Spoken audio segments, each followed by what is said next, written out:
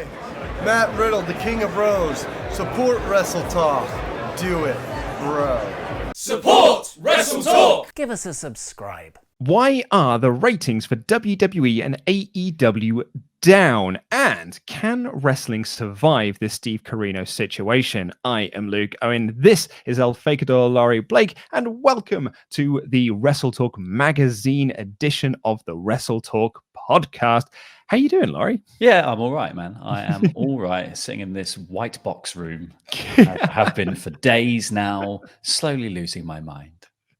So we're going to dive straight into the topic here. But before we do that, it is WrestleMania weekend. So we've got a lot going on here. Make sure you give this video a little thumbs up. Give us a subscribe if you are new to this channel, because we've got a heck of a lot of content going up over the next couple of days. You and I are going to be doing live streams for WrestleMania on both nights. We are. I'm actually quite excited. Me too, man. Yeah, me too. We've also got the In Case You Missed It series. Ollie will be doing his green screen reviews. Myself and Adam Blompier will be doing the podcast reviews. And what I'm very excited about is we have got a 2-night event premiering on the channel on Saturday and Sunday called Indie Mania, because a lot of the wrestling shows that would have been doing shows around, or wrestling promotions doing shows around WrestleMania weekend, have had to cancel all of those shows.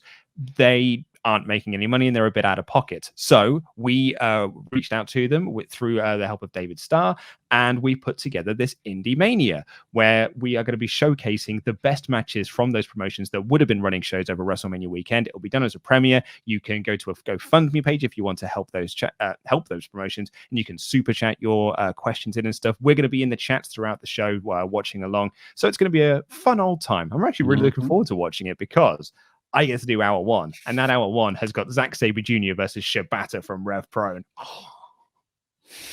Oh, it's good. I have no idea what's in the hour I've signed up for, but I'll be pleasantly surprised. So let's dive into this chat about the AEW and WWE ratings. There was a note actually that was interesting from the Observer, which came out last night, which Dave wrote. After the ratings came in for WrestleMania 30 on ESPN, the feeling was WWE had reached a new group of eyeballs they had never reached before. That does not seem to have reflected in this week's ratings, however, because Raw did under 2 million viewers, did 1.9 million, with the final hour of a scary drop of 1.6 million. SmackDown did 2.3 million. The previous week was 2.5. And AEW and NXT also took a hit this week. AEW had 685,000 viewers, which is down 16.4% from last week. It's the third lowest viewership the show has ever done. And NXT dropped 11.8% to 590,000 viewers. So we thought we would open this up because prior to us going into our little caves, so we can start doing all of these shows remotely, one of the things that we had thought about was that, hey, everyone's going to be in their own caves, so they'll probably be looking for entertainment. You've got to think, actually, that maybe wrestling viewership is going to see a massive increase because people will just be desperate for new content. Yeah, you would think that. However, I guess the problem is that wrestling has now had to take on a form that is inferior to what wrestling was before. And I think like the argument is that like the AEW is probably stuck the most closely to what it was putting out before, and even that is still slightly a weird version of it. Obviously, they're making a bit more fun, having a bit more fun with the fact that there is no audience, putting the wrestlers in the crowd, doing a bit more like obviously acknowledging the fact that there's no one there. And obviously SmackDown did it that first week where Triple H came on and messed with the whole program and really screwed with Michael Cole for no reason. But overall, Raw and SmackDown have tried to sort of almost appear as if normal while also still throwing to here's just an hour of another show that we're going to replay. Most of its promos, matches only last 5 minutes. NXT especially. NXT's doing a lot of matches, but they only go about 3 minutes.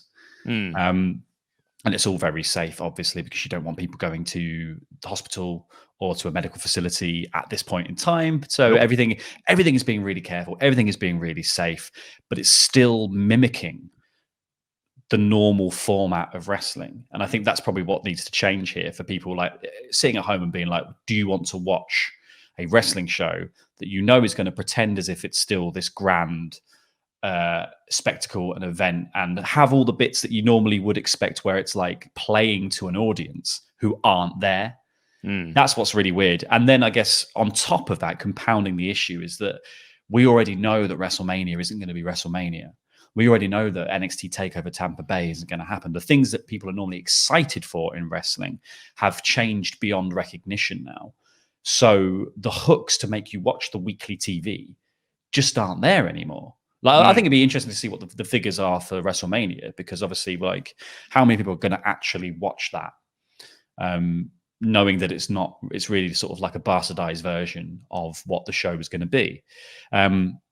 I think there's going to be loads of positives that could come out of that, obviously, in the fact that I think the Fiend John Cena match, if that is going to be a cinematic style House of Horrors event, Firefly Funhouse, weird, whatever it is they're doing, and they've got Savini Studios probably working with them to make that. That could set the precedent for how they should do wrestling in this period of time. Like doing something more akin to, I was saying this on the podcast to Pete yesterday, is like doing something more akin to Lucha Underground season 1. Yeah. But then changing the matches to be more cinematic as well, probably is going to give you more mileage in this time, rather than just having to cancel the whole product completely. What do you think?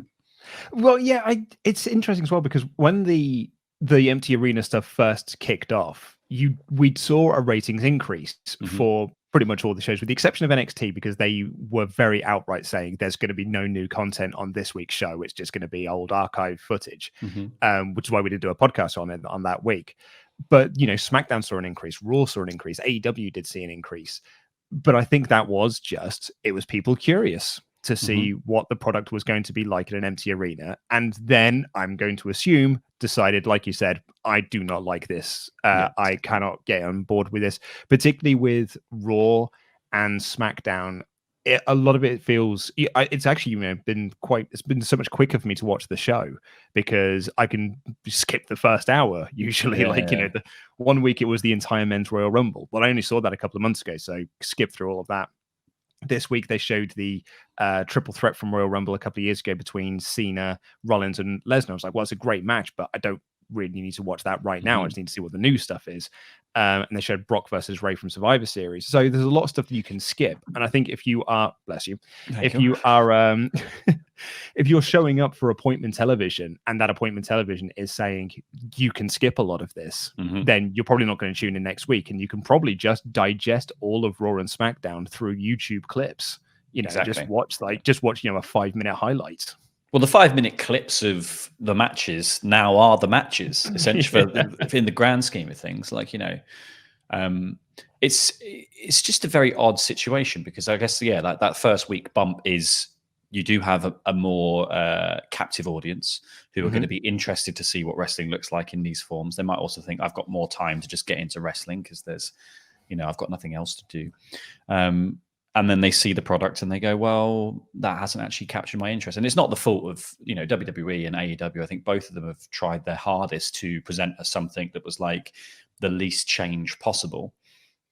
But maybe the most change possible might be the solution here, like doing something that is so out of the box thinking wise in terms of presenting a wrestling show, and not just going like it's still a wrestling show with, like that first week in SmackDown where Sasha and Bailey were basically still playing to a crowd that didn't exist. WWE still delivering promos as if people are there to respond and fill in the blanks. And Ciampa and Gargano and Triple H had a face-off on last week's NXT that had so many completely silent moments because someone was walking to the ring, and that's normally where the crowd would start chanting or doing something. So I guess taking, you don't do it live, record it beforehand, add cinematic effects to it. Maybe it's the time to start using music to heighten the tension. They're so good. They've got such good editors at WWE. Especially like for their promo packages and all of that stuff. Now is the time to lean on them really heavily and be like, guys, make this a TV show and not a live wrestling show that happens to have been recorded. Yeah, no, completely. It was funny actually. My favorite comment I saw about I think it was the first SmackDown in the empty arena where they had the John Cena Fiend or Bray Wyatt segment, and everyone was like, "Man, without a crowd, this is like a Brechtian play." Yeah.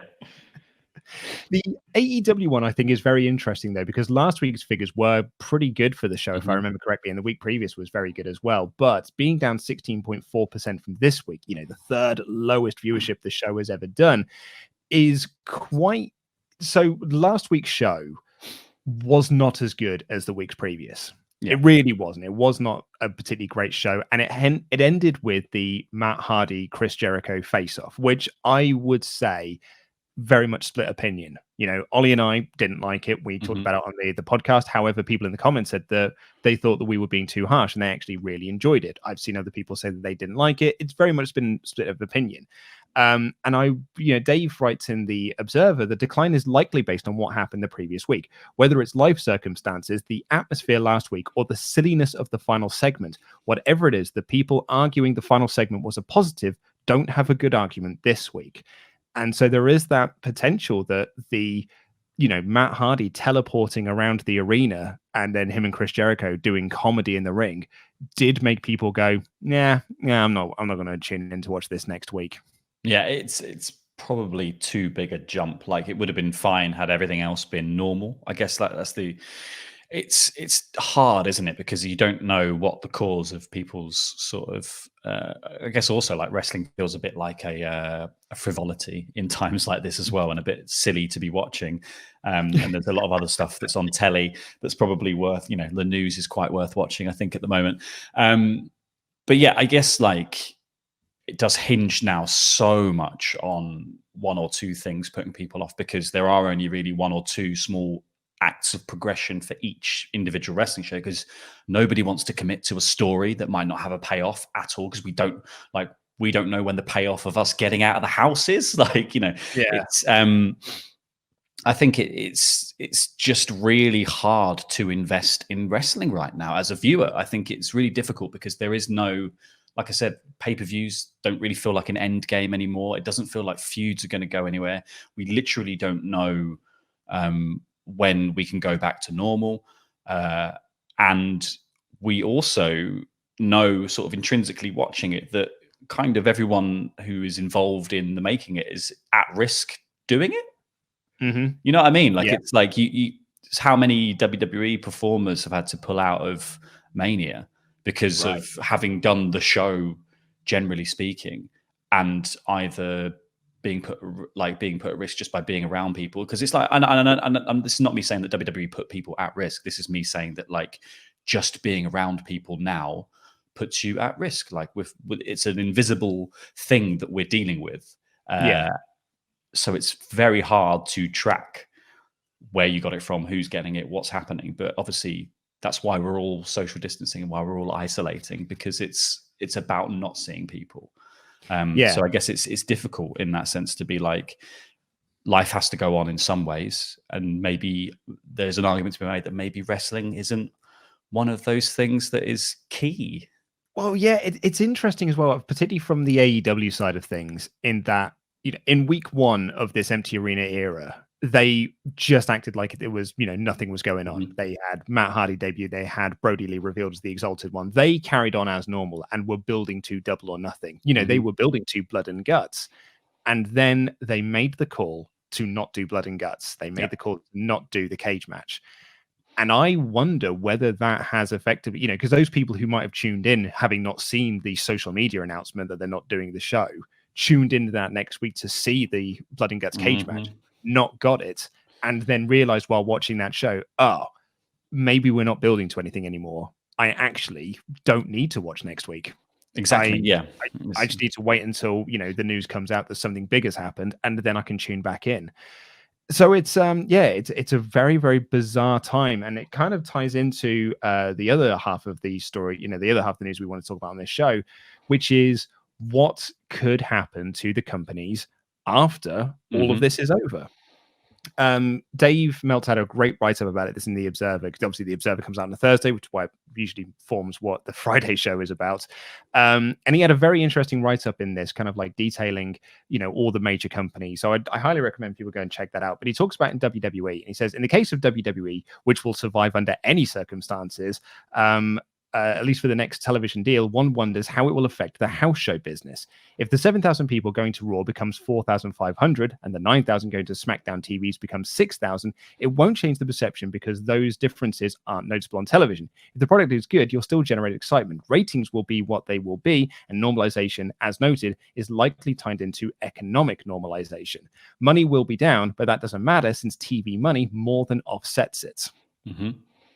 Yeah, so I guess you're saying there that like we've sort of realized over the course of this year that WWE only really cares about whichever TV program they're making that makes the most money, and that's why everyone went to SmackDown when SmackDown moved to Fox, because that was the thing making money, and it's why pay-per-views they barely give a crap about now, because whatever they don't actually make as much money. The only ones they care about are the big four. So yeah, I guess the TV show will go back to some semblance of what it looked like before, because that's also what WWE likes about it. Like Vince clearly likes that feeling that it's a big stadium full of people cheering for the stars. He's stuck in that mindset of like, this is what the product has always been, because WWE as a product has barely evolved in its entire existence, right? The function of it as a thing has always been the same. So it's interesting to see if any of the stuff that they've done with WrestleMania for this weekend will change their mind about certain segments being able to be different. But obviously, if you go back to a live crowd, stuff like Bray's Firefly Funhouse match, you have to play that to a live crowd in an arena when you're doing your pay-per-view, and they might go, oh, that's naff. However, you could instead do, say, I don't know, say you're recording your episode of SmackDown and it's 2 hours long. The first hour for the crowd in the arena, they get a hour of stuff that goes out live, and the second hour is this Firefly Funhouse match that you play to the people at home, but the people in the arena just carry on watching wrestling in the arena, but that's not shown on TV. Like there's stuff, there's a lot of options to do things like that, and then people can go home and be like, well, now you're going to get to see the Firefly Funhouse match. I don't know. I think WWE is kind of less interesting in that sense, because they are probably just going to immediately revert to the status quo. Yeah, and Dave talks about sort of TV deals, fast forwarding to 2023, because that's when, their TV deals will be up. But he rates that WWE will likely remain valuable to television because they are always dependable. Like he says here, as far as USA Network goes, or any other cable network, even the declining Raw is a lock to be considered super valuable in 3 years, just because of the difficulty in making new hit shows. Even declining, WWE's value increased greatly during the last negotiations. Me and Ollie were talking about this on the WrestleMania 26 Patreon podcast that we did that last week, where WWE did a rating that was just under 4 million, and that was considered a disaster 10 years ago. And here we are now. If they did over 4 million viewers now, that would be like that's double their viewership. Exactly. So it's become this very weird thing. Even though they've lost half of their audience, they are still incredibly valuable to cable networks, because you are going to get, at the very least, currently 2 million people tuning in, which you might not get for a new show.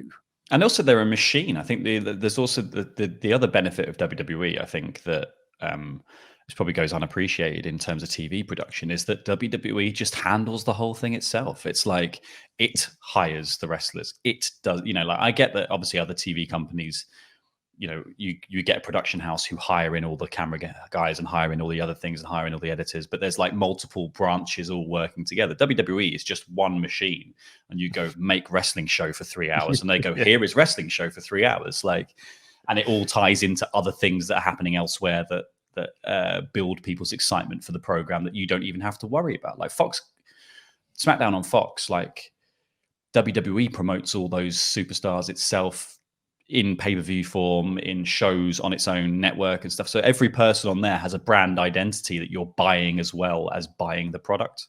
I don't know. I think it's interesting because it's just like, other TV shows is much more about like, what's the script like? What, like who's going to be doing this thing? Who's directing it? And here it's just like you just buy WWE as a wholesale good. That's it. Yeah, completely. On the subject of AEW, Dave says, if people don't go back quickly and its normal Wednesday crowds of 3,500 becomes 2,500, that could lead to them downsizing buildings. I think the current situation hurts them because their fan base isn't as large, nor are their historical roots as deep, sort of compared to WWE. However, they are on TNT until the end of 2023. One of the AEW's great benefits currently is that within less than a year, they were already profitable because they had a great deal with TNT that I think was sort of like, an ad split perhaps. But because TNT were so happy with the ratings, they signed them on for another number of years. So they were already making money. They already became a profitable business in the space of a few months, which is really, really good for them. And Dave writes that TNT will, they said if they are still a proven product and maintain 400,000 or more in that 18 to 49 demographic, there is a situation, that they're going to be fine, that they will survive all of this. And if TNT don't take them on after 2023, another TV network will be like, well, hey, if you're going to bring in 500,000 viewers every week, we'll take you on. Exactly. Because again, like you said with WWE, they're just giving you a full product. Yeah, and I think the other benefit that AEW has is that they have a very loyal fan base because they have that splinter faction of wrestling fans who begged for this show to exist, essentially. So I think they're always going to bounce back in terms of especially TV viewership. And maybe there's a period of time where in the recovery process of everything going back to normal, AEW looks a bit more like NXT than it does like trying to look like a Raw or a SmackDown. And maybe that's kind of where we end up for a little bit, at least until they go like, we're now moving back into bigger arenas because the live show crowd has bounced back. Because there's definitely going to be a period of time, especially when we all start going outside again, where it's going to be limited to how many people are allowed to be in huge spaces together, I think. So that it probably will be these shows start again in smaller venues with smaller crowds. And then they slowly expand outward and outward. I think AEW will bounce back though to the exact same numbers that it has been doing before, and I think people will be more inclined to go, because the weird thing is as well that you've got to consider is everyone's staying inside. Nobody's spending any money on travel. No one's gone on any of the holidays they were going on. So like whenever that point is that it's suddenly like it's safe to go out again, people are going to have more disposable income, like a certain sector of people. Obviously, there are plenty of people who have been very adversely affected by being stuck inside, but there is going to be a larger sector of society that has access to more income to spend on random things like that, because you haven't traveled anywhere. You haven't, like, some of your expenses have actually gone down as long as you are able to work in some sort of setup, like, say, we are here. Like, so I think there will be more desire for people to go and do events to make up for all the things that they've missed out on for the last 2 months or whatever it is that everyone's been stuck inside. I mean, yeah, one of the true benefits of us not having to go into the office is that I'm saving myself 250 quid a month and not paying for my travel card. Exactly. And that is a few tickets to go see AEW if you lived in America, maybe. Exactly, like, yeah.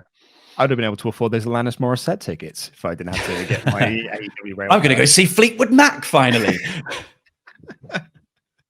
All right, well, let's dive into your mailbag questions. If you want to submit a question to the mailbag, all you've got to do is become one of our awesome pledge hammers on Patreon at any dollar amount and leave a comment in the community tab labeled mailbag. Do not email me. I will just lose them. And I just want to say very much thank you to everyone who has continued being a Patreon backer, one of our pledge hammers during this time. It's, as you said, some people are saving money. Some people don't have those means, but there are some people who have messaged us saying that, unfortunately, I can't back anymore because, Steve Carino, and I fully appreciate that. And I really, really wanted to thank everyone who has stuck with us and is, still watching the show and still backing us as a patron, still listening to our doofy little podcast. So thank you very much, everyone. Yeah, thanks, guys. Our first question comes in from Josh, who says, "Hi, boys. Thanks for trying to keep going during these times. It's much appreciated. I don't have a wrestling question today, but I haven't reached out for a while with anything for a while, so I thought I'd ask you for advice. You may remember a couple of months ago, I tried doing my own YouTube channel. As it turns out, my computer is not strong enough to be able to handle video editing, so I want to give podcasting a go. However, given the current state of the world, affording podcast hosting just isn't on the cards for obvious reasons. I've done some research and found a platform called Anchor, which allows you to host a show for free through them. However, I've read that some people think the platform is bad because you don't own the content. As experienced podcast host yourself, have you ever heard of this platform? Would it be okay to use, or is there another recommendation you can make?" Just having a look now.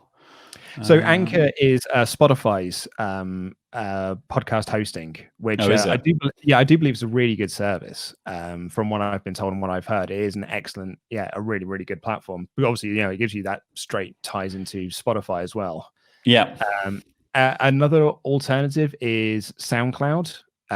Which I was going to say SoundCloud. Yeah, you can do for free for like a certain number of hours, I think, and then then you got to pay for the pro version of it. But if you want to just sort of get yourself started, then SoundCloud's a really good free option, and you could just plug that RSS feed into, the Apple Podcast feed to get it submitted. Yeah, so it's one of those things where you might be better off going for something like Anchor or something that's tied into a bigger podcast provider, because then you might get pushed. Which is kind of, I guess, it's getting the eyes on the thing or the ears on the thing initially that is the most difficult part of any sort of creative endeavor like that. Absolutely. Sawyer, hey guys, I'm a big fan of Chris Statlander.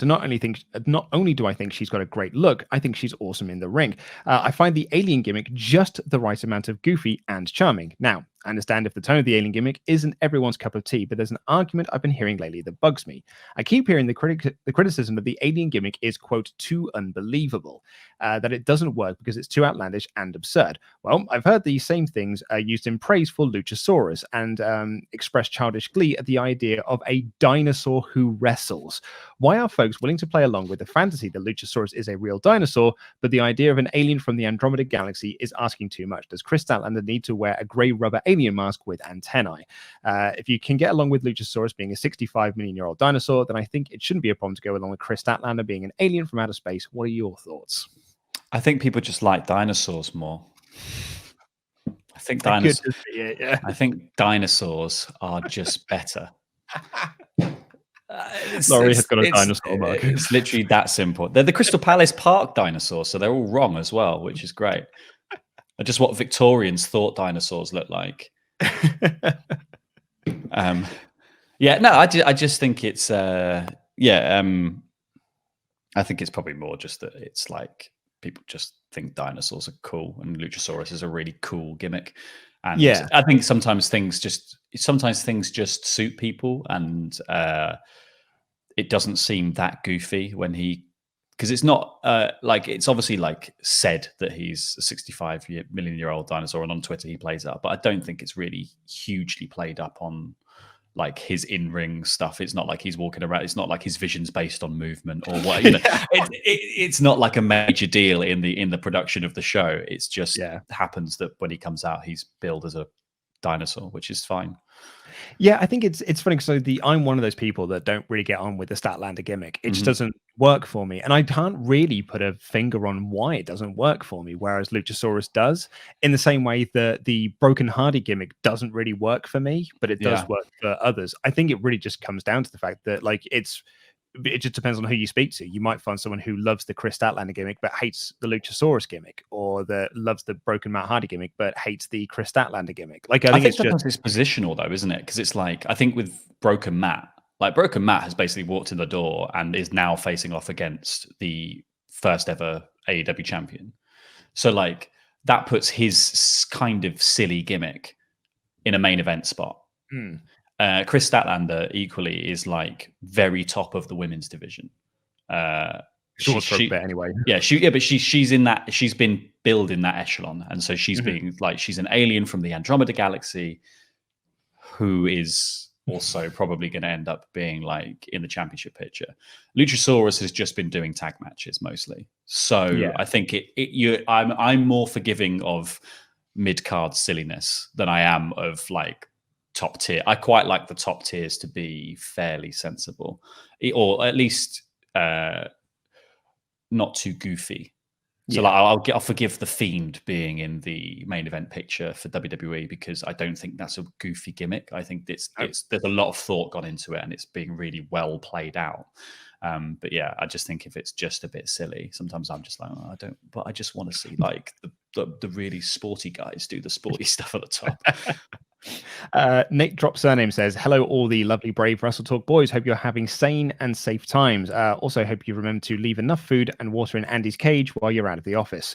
Tagging on to a previous mailbag about Roman Reigns. The last update on Roman is now pulling out of Mania to protect his health, which is, very much been, as Roman Reigns himself has said, this is why I'm doing it.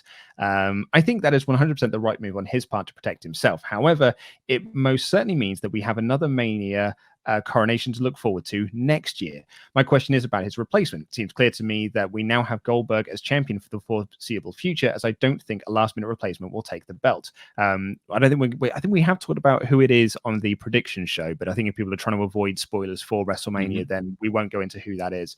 My question is more about his replacement.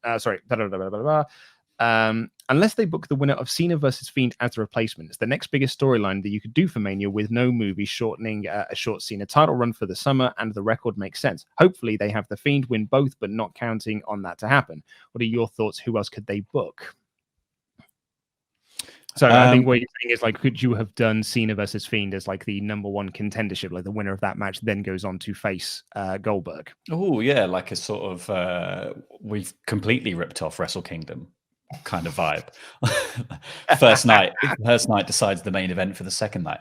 That could have been quite a good way of getting around it, I guess. I don't think it matters who is the champion, any of the champions coming out of this show now. It literally doesn't matter. Like, if Goldberg is going to be an absentee champion, anyone could be an absentee champion. So like, what difference does it make? At least sort of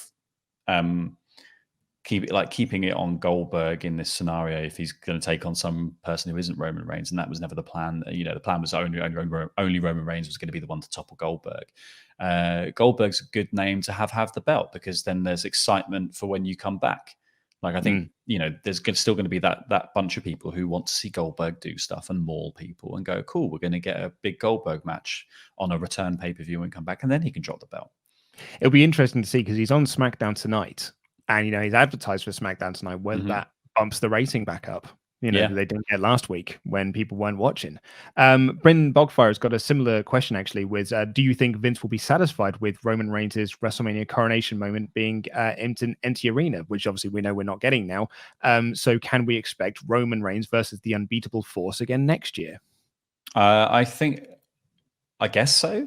I think they just need to put it on Reigns at whatever the next pay-per-view we get is, and just get on with it. Like this, it's the big problem now is that we keep waiting a year to coronate him, and plans continually change because the ebbs and flows of wrestling is different all the time. So like, he's had to go away to have chemotherapy or have treatment. At least we've now had to self-isolate. Like, we're going to go through this period of time where it's just like, time is never going to be on your side to put the belt on Roman Reigns. So just do it already. Like, we know you're going to do it. You desperately want to do it. I think people are happy enough with Roman Reigns if you just did it. Just pull the trigger, get it started, do whatever your big plan was, because the moment that you're building to is never going to be the moment you're going to get, because something is always going to conspire to ruin it. Chris Thorne asks, I hope everyone at WrestleTalk is doing well. I'm glad you're staying safe. Thank you for keeping up with the content. I know how time consuming it can be. So for the record now, it will be me and Laurie doing these podcasts moving forward, because Ollie, doing 6 days a week, has got no time on his hands. Pulling back the curtain ever so slightly, our morning meeting was originally penciled in to be at 10 a.m. every morning. Like, when we first started doing self-isolation, it was 10 a.m. every morning. Today, we got a message from him. Oh, actually, last week, it was pushed back to 10:30. And then we got a message from him this morning saying, can we now do it at 11? Oh, yeah. every day. He was struggling to eat. Just eat on the call. Yes, stop Bompier. It's bloody bananas. Anyway, on to Chris's question. Asuka and jobbing out to blonde women in WrestleMania week. Name a more iconic duo. If you could see a wrestler wrestle a different version of themselves, who would you pick? For example, Mankind versus Mick Foley versus Doodler versus Cactus Jack. It can't be Bret Hart versus Bret Hart. Who would I like to see wrestle a different version of themselves? Finn versus the Demon. Ooh, that's Finn. Yeah, so the two. So face Finn, heel Finn, Demon Finn. Yeah. Face Finn obviously just gets obliterated because he is the pin machine. Yeah. The Fiend versus the original Bray Wyatt. There'd be some really good stuff in that as well. Because so did you see? Have you seen all the stuff going around on Twitter about Bray Wyatt and stuff? Because I have not. So because I spoke to Kyle Scarborough, who helped design the Mask of the Fiend for Explained on Parts 490. If you haven't seen it, go watch it. And just following him on Twitter, he posted a thing the other day of like a really close up, definitely attempting to obscure shot of a new mask that has like tusks. So I'm wondering if there is some hyper version of the Fiend that's going to be involved in the Firefly Funhouse match. Who'd have thought that Kevin Smith's tusk would actually have an effect on the wrestling world? C. Fisher asks, "Hello, WrestleTalk. I know the deal is nothing new, but how do you think that Mark Dallas totally sold out by making a deal with WWE? If you watch his promo before, as he was an ICW promoter, it said his promo before Fear and Loathing 7. He speaks about how WWE Network UK launched has moved on to the same date as ICW On Demand. He also called Vince McMahon a bullying B word and said he would try and step to him. He will punch him in the effing face and makes a pay-per-view for the same date as WrestleMania. I was rewatching this show and forgot how good it was. Sorry for the swear words. They are quotes from an angry Scotsman. So I would say on that one that Mark Dallas most likely, I would actually say it's probably 98%, did not do a deal with Vince McMahon. He did a deal with Triple H. Yeah. And also, if you are a savvy business person, and you want your wrestling company to continue to exist in fairly unbastardized form, you probably would have made a deal with WWE because you knew who on your roster was going to sign with them and how limited your access to them was going to be otherwise. Look at all the other, companies that have struggled in the last year and a half since NXT UK came about. Like, there's been so many closures of different brands because all of the big talent in the UK is signed to WWE and therefore not really capable of being involved in your show unless your show happens to be partnered with WWE.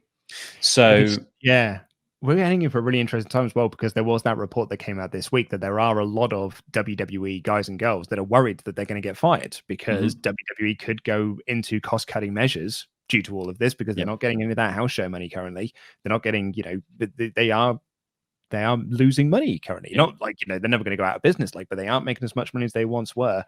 And they have got so many people under contract that they do not need. So there could be like a real big Black Friday coming where they just offload a load of the talent that they've got signed that they're not going to use. Exactly. And they'll return back to that British scene and it might see a revival.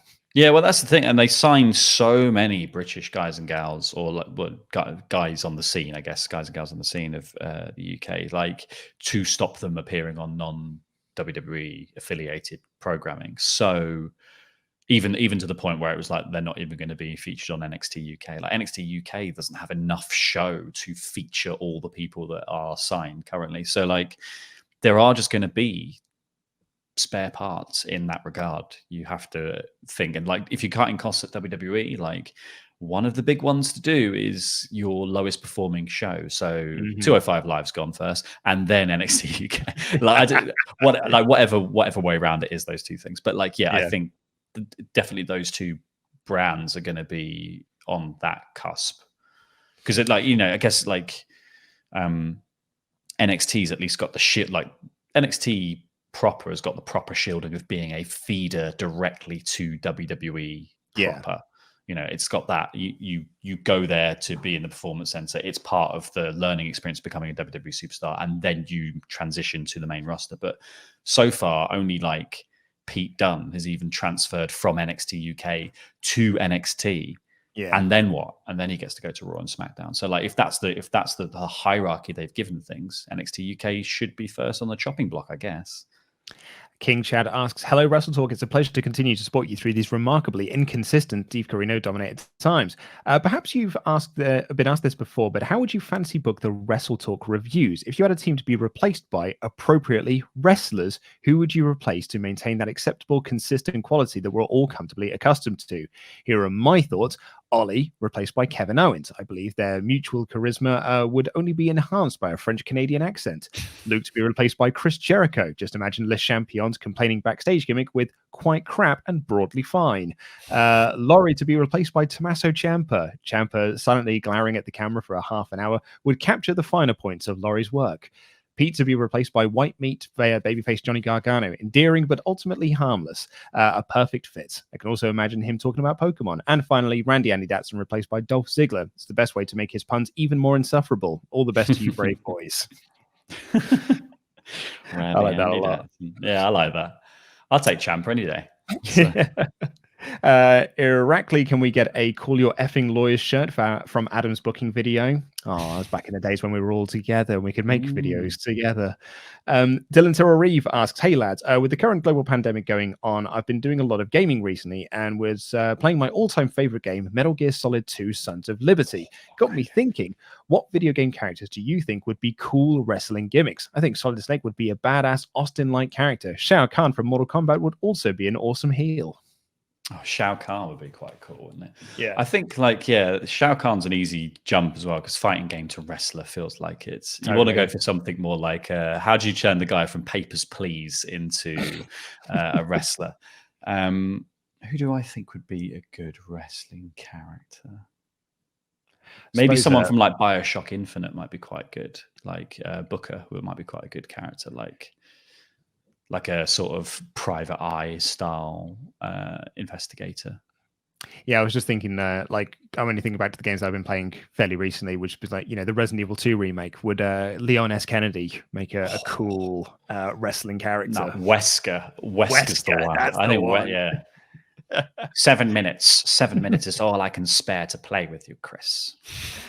Flaming Live has said, this is a very interesting one because it's one I very much don't agree with, and I don't know how they jumped to this conclusion, saying WWE is safe in the Steve Corino problem. New Japan will be fine. AEW might not survive. I don't know how you jumped to that conclusion. For all the reasons we discussed earlier. But he asked, what if in a sign of unison, WWE and New Japan turn to assist them, either to put their shows on their networks, maybe send them some funds like Vince did for ECW back in the day, anything to show their support. While they are enemy, competition is good and healthy for the business. Well, I don't think WWE would do it, but New Japan might.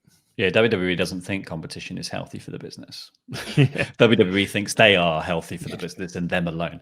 But yeah, I think AEW. I think AEW would be fine. Like I said, I think nobody is sitting there thinking that you have to exceed expectations and outperform yourself at this exact moment in time. Everyone is being very lenient and very like most people are. There's obviously some shady bloody businesses being absolute C words about it. But yeah, I think a lot of people are being very lenient, and there's a lot of bandwidth for, obviously, things don't naturally meet expectations now.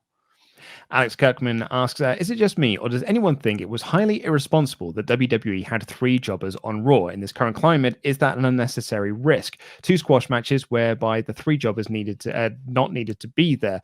There are other wrestlers that are already going to be there that could have been beaten instead of involving some other angles or interviews that would have sufficed. You could say that maybe it's unnecessary putting on a show at all, but if WWE are going to do it, they need to keep the risk at a minimum. Maybe it's just me, but wondered if you could see where I'm coming from. Anyway, stay safe, lads. So I think with WWE having their sort of the squash matches that they had, the way that WWE are taping things is that only the people who are there to record are there at that time. So it would have been Aleister Black and the person he beat, the referee and, the commentators. Then Aleister Black, that referee and that enhancement talent would have left. And then the next people would have come in and they would have taped their segment. So actually it wouldn't have made any difference in who it was that was in the ring with Aleister Black. Yeah, and you guess, it's that if you're just doing a squash match, they've just treated that like a traditional squash match. You just bring in someone to job. I would also argue that, like, it was Jake Atlas, was it, in one of the I think, matches? yeah. Jake Atlas was on Raw on the same time that because he was also on NXT getting squashed. So they've doubled up there in that regard. Like I think that's what they're doing, is they're going to be spreading jobbers throughout matches on different brands. But in the same way, they're going to do, like, I think the schedule is going to be much more like NXT's old taping schedule was, where it's a couple of nights in 1 week, and you have far more squash matches, because you have, back in the day, you would have Killian Dane come out, squash a guy, and then later in that taping, he'd come out and squash another guy, and the next night he'd do his match that he was building to. And they'll just do that now, I guess, with people, but with the limited amount of personnel that you need to do to make the match happen. ePain6 say, a hearty hey to all the WrestleTalk gang. Here's hoping you and your family are all doing safe and are Steve Carino free. Real quick at the top, I'm not trying to give orders here, but we need to stop calling Mania, Fastlane, Backlash, and other pay-per-views. They're not pay-per-views because they're not on pay-per-views anymore. The only way to see them on the WWE Network is to call them network specials, which is what WWE tried to call them, like back in the early days. They were still doing pay-per-views, but also network specials. I think it's just lexicon that people just still call it pay-per-views. And actually, WrestleMania is back on pay-per-view. And I think that the report is that WWE are trying to not abandon the network, but they are putting their shows back onto pay-per-view because it is a way for them to make money. His question is, I know Saudi and Fox are big paydays, but I don't see how this company stays afloat. Network subscriptions are down, TV ratings are down, and with pay-per-view buy rates non-existent, how is WWE not hemorrhaging or losing money like crazy? Having the huge pirate ship model built alone, which was already at the stadium anyway, so that was fine. I don't see how an increase in subscribers, say something crazy like 30%, is supposed to pay for all this. On a second note, how are they even measuring success without pay-per-view buy rate numbers? Please share any insights you have. Thanks for reading and stay safe. They make money through TV. That is where the big, like that Fox deal is worth, a lot of money, like a heck of a lot of money. And that Saudi deal is way bigger than I think you're giving it credit for by just calling it a big payday. It is like the biggest of big paydays. Yeah, because it's basically a birthday party. It's my super sweet Saudi 16 twice a year. It's crazy. Exactly. We're talking astronomical funds here, and a tyrannical willingness to spend them. It is, it was like, I think that, it's way more than any WrestleMania has ever made, and they're doing it twice a year. So, they are big, big paydays. Tom Delves, hey lads, hope everyone is well during this crazy time. Do you think with WrestleMania having no fans, WWE should be asking or encouraging fans to submit videos of their reactions to the Mania card? That way, in future promo packs, they can have some sort of fan reactions. That'd be quite cool. I did wonder whether there was some version of WrestleMania where they have, they do the live reaction stream anyway. Is there some version of that where that is a option that plays on the network? You go, I also want the live reactions from the WWE stars, and they've all Skyped in to watch at the same time, and they just natter and react, and then you feel a bit more like there's a live crowd there to be entertaining. Yeah, I agree. In fact, I think they were doing some form of testing around that you would have sort of like people would be live streaming fans would be live streaming their reactions, and that you would be able to watch those live stream reactions along with the show itself. Or you could just watch our live reactions, which will likely be way better. More shouting. I don't know. My wife is going to be trying to sleep, and I know. Like that wall behind me, like that's the other side of that is our bedroom. So, Mike says, lovely time with the boys. After watching and listening to you guys for the last 6 months, I finally took the pledge and became a pledge hammer. Cannot wait to get into all the pay-per-view reviews, even December to Dismember. You guys are doing such a great job. Keep up the good work. Stay safe. Wash your hands. Well, thank you very much. Thank you. Callum said, who do you think will be in the finals for AEW's TNT Championship? Personally, I think Cody should win because he's lost a lot recently and it's not making him a good babyface. What do you think? Well, Ollie and I did that as pretty much yesterday's whole AEW podcast.